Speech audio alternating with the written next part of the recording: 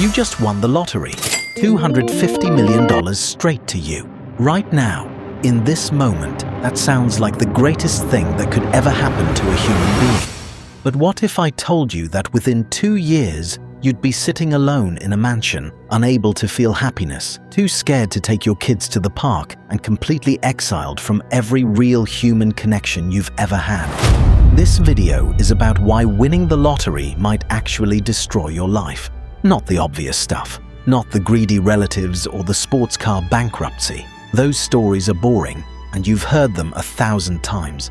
I'm talking about the psychological, biological, and legal realities that nobody warns you about.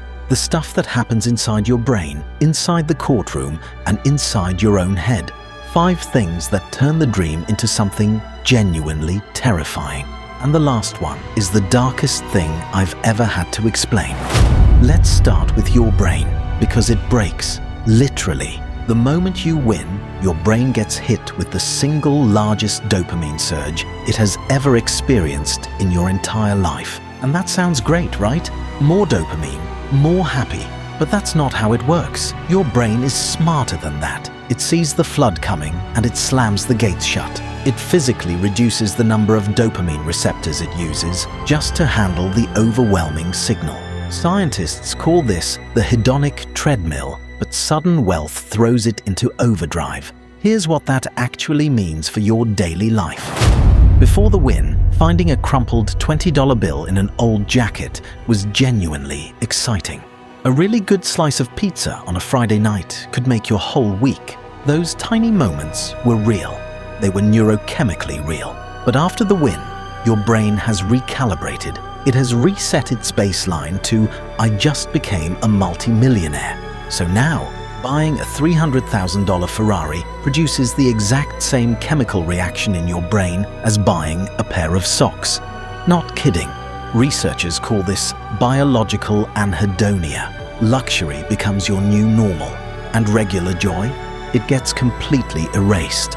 Not dulled, erased. But the brain thing, as bad as it is just the beginning.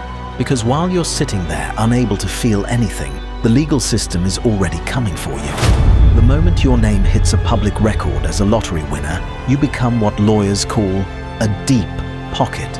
And this is where it gets genuinely sinister.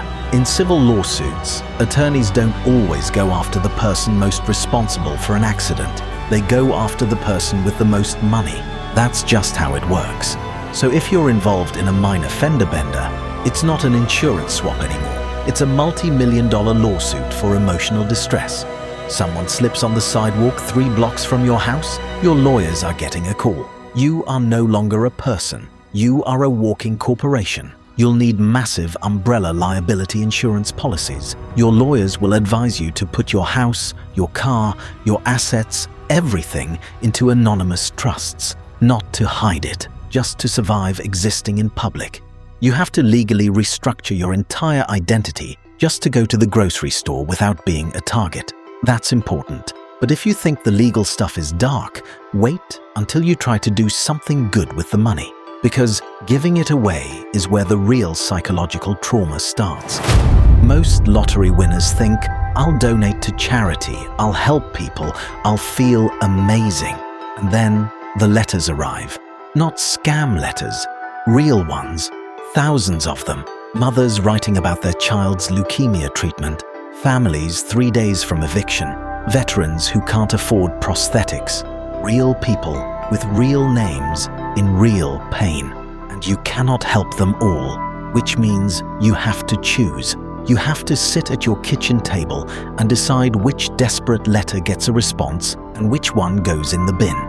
Financial advisors who work with lottery winners report that this experience, this impossible daily act of playing God, causes profound survivor's guilt.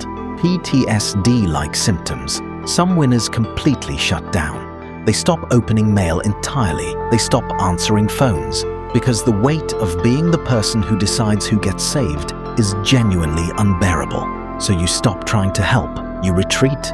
You buy a beautiful mansion on a hill and you try to feel safe. And then someone sits you down and explains K and R, kidnap and ransom. In most places, lottery winners cannot stay anonymous.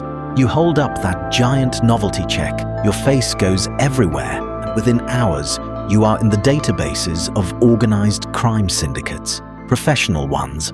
Wealth managers force new lottery winners to immediately meet with private security firms to build out K&R protocols, panic rooms, encrypted phones, background checks on every single person who enters your home. Your family's entire internet presence gets scrubbed. Your kids' school locations become classified information. You wanted freedom. You got a high-tech prison with a better view.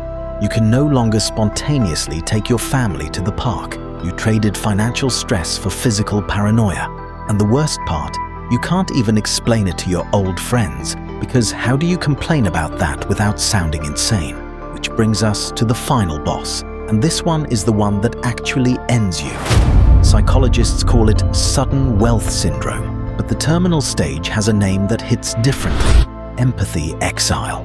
Here's the brutal truth. Human connection is built on shared struggle. Complaining about your boss, stressing over a bill, being annoyed by a delayed flight. That's not weakness. That's the glue that holds relationships together. It's the shared experience of being a normal person in a difficult world.